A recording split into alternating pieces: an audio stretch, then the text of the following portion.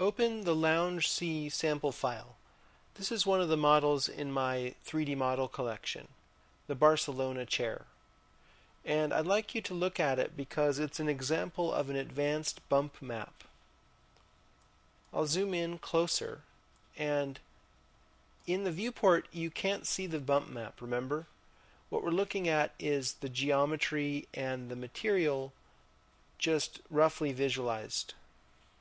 If I go into Edged Faces mode, you can see that this surface has a lot of tessellation, and that was necessary to simulate the depressions in the cushion. If I go into Active Shade, you'll see that it's ray tracing, and that we have a bump map that simulates the buttons and the piping that connects them. And I'd like to show you the material to give you an idea of how you can use an advanced bump map. Now, this particular material is of the architectural type. Don't worry about that right now. I'll talk about that later. Down here under Special Effects you'll find the bump map. And I'll open the navigator so we can see the structure. The bump map is right here. I'll go to it, and you can see that it's using the Mix composite map. It's mixing these two maps together using this as a mask. So let's look at the mask first. To visualize this, I think what I'll do is close Active Shade and show this map in the viewport here.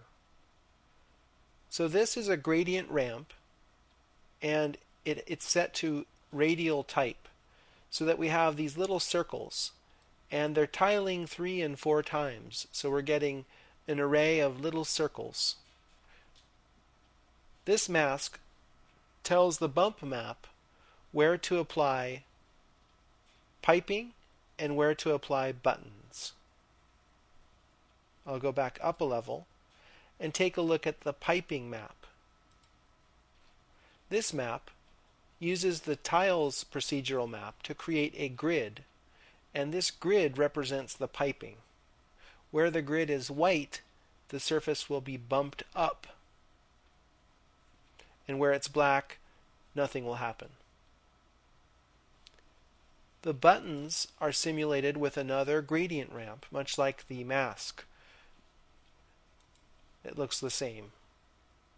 So the combination of that creates the illusion of surface relief. And it does it pretty efficiently because it doesn't involve the geometry.